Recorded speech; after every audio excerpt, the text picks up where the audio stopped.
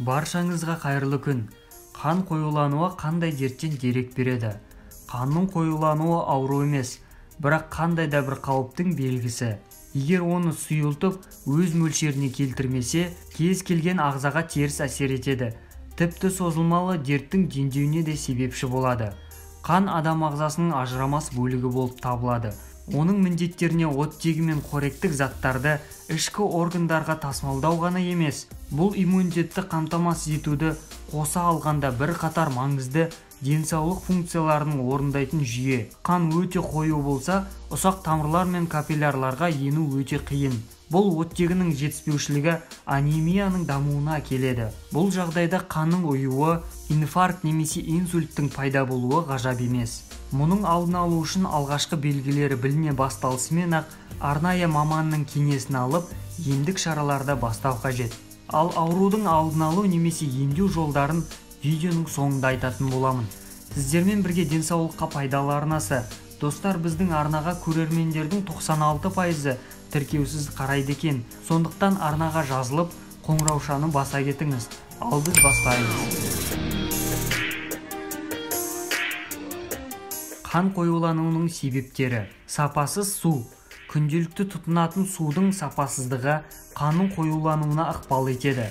Себебі қанның 85%-дан астамы судан тұрады. Егер адам сапасыз суды, атап айтқанда лас немесе хлорлы жиі ішсе, дене оның өзгеруіне көп жасушалық энергияның жұмсалуы керек. Оның дұрыс құрылымды болуы өте маңызды. Негізгі міндеттері қанды сұйылту және қоректік заттардың сіңуін жақсарту болып табылады. Ағзаның қышқылдануы. Қалыпты жағдайда қанның аздап сілтілі реакциясы бар. Егер адам рационында қышқылды тағамдар көп болса, атап айтқанда сүт, жұмыртқа, тазартылған қант, қанның қоюлануымен бірге қышқылдануы орын алады. Электромагниттік сәуле. Қанның құрамындағы шағын өзгерістер компьютерге жарты сағат жұмыс істегеннен кейін байқауға болады. Қанның қатерлі ісігі. Ауру сүйек кемігенде тұтқырлықтың жоғарылауымен бірге жүретін қызыл қан жасушалары мен ақ қан жасушалары көп мөлшерін шығара бастайтынына алып келеді. Улану.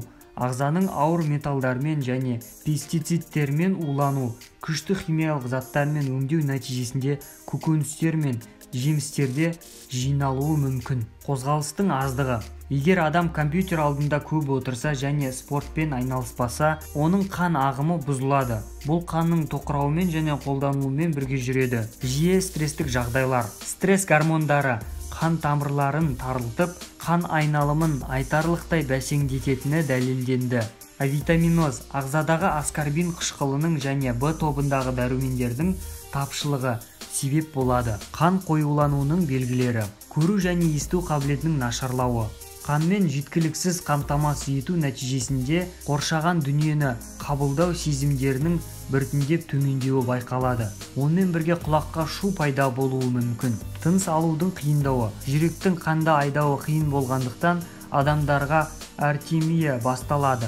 Ол жылдам тыныс алумен бірге жүреді. Тыныс алу үшін физикалық күш салудан кейін де тыныштықта болады. Аяқ-қолдың шаншуы. Әдетте шаншу аяқ-қолдың ұю сезімімен бірге жүреді. Бұл қанның капиллярларға жақсы тамбағаннан болады. Осы кезде тері де көкшіл түске айналғанын байқаймыз. Ұйқының қанбауы.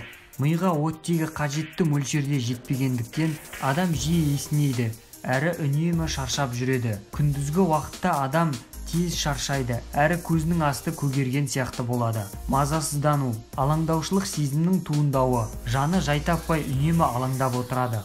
Бұлшықеттің ауруы. Қызуыңыз көтеріліп, сай сүйегіңіз сырқырап, жатқандай сезімде боласыз. Ұйықтап жатып та демалмағандай күй кешесіз. Ауру әсіресе бастың артқы жағынан береді. Баяу қан кету. Қолыңызды, теріңізді абайсызда кесіп алсаңыз, қан өте баяу ағады. Одан бөлек қанның түсі ашық емес, керісінше қою қызыл болады. Бас ауру. Қаны қоюланған адамның басы жиі ауырады. Оны дәрімен де тынығумен де емдей алмайсыз. Аурудың алдын алу және емдеу жолдары. Қанның мөлшерін анықтаудың негізгі жолдары зертханалық талдау жүргізу. Егер қан жасушаларының эритроциттері саны жоғары болса, онда қан қоюлануы деген сөз. Науқастың шағымына қарай дәрігер қосымша зертханалық және аспаптық диагностикалық әдістерге тағайындай алады. Олардың ішінде биохимиялық қан сараптамасы, магнитті резонансты томография, компьютерлік томография, эхокардиография болады. Көп жағдайда дәрігерлер дәрілік терапия жүргізеді. Қанды сұйылтатын дәрілер ұсынады. Қанды сұйылтатын өнімдер. Дәрілік терапиядан басқа күнделікті тұтынатын тағамдарға мұқият болған абзал. Қанның қоюлануына алкоголь, ысытылған ет, газдалған сусындарды ықпал етеді. Оның орнына майлы балық және зығыр майы, балғын көкөністер, қырыққабат, брокколи мен жеміс-жидектерді, құлпынай, жүзім және ананасты үзбей жеңіз. Оған қоса зігір сусынын ішу өте пайдалы болмақ. Күнде таңертең 10 шақты кез келген жаңғақ жеуге болады. Сүлік салу. Сүлікпен емдеу әдісі көптеген жылдар бойы қолданып келеді. Бұл жәндікті ем ретінде біздің заманымызға дейінгі 2 ғасырда пайдаланғандығы жайында жазылған. Қазіргі таңда сүліктің 400-ге тарта түрі бар. Алайда олардың ішінде медицина сүлігі ғана емге пайдалы. Сүлікпен емдеу тәсілі заманауи емдеу тәсілдерінің ішінде бірінші деңгейден орын алады. Сүлік салу ол медицина тілінде гидротерапия деп аталады. Сүліктің өзінің қанды сұйылтуға арнайы бөлінетін ферменті болады. Соны сүлік қанға шашады. Сүлік салар алдында анализ тапсырып, қанның құрамындағы гемоглобин, эритроцит, тромбоцитті анықтау керек. Анализ дұрыс болмаса, сүлікпен емдеу тәсілін қолдануға болмайды, дейді дәрігерлер. Мамандардың айтуынша, адамнан қан алу қандағы плазма құрамындағы лимфоциттердің мөлшерін өзгертеді. Ал сүлік сілекейінде 40-қа жуық ферменттер бар. Бұл ферменттер адам ағзасына қанның, жасушалардың, лимфалардың микроциркуляциясын жақсартып, қалпына келтіреді. Нәтижесінде қан қысымы бір қалыпқа түсіп, мүшелердің ісінуі басылып, дертке ем болуы мүмкін. Қанды дәрілік шөптердің көмегімен сұйылту.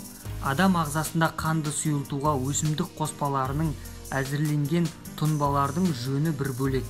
Адам баласы өсімдіктерді сонау көне дәуірден бастап күні бүгінге дейін қажетіне жаратып келеді. Әсіресе халық емшілігінде емдік шөптер таптырмас дәрі-дәрмекке айналған. Еліміздің статистикалық мәліметтеріне сүйенсек, шамамен 6000-ға жуық өсімдіктердің түрі бар. Соның 500-ге жуығынан дәрілік заттар алады.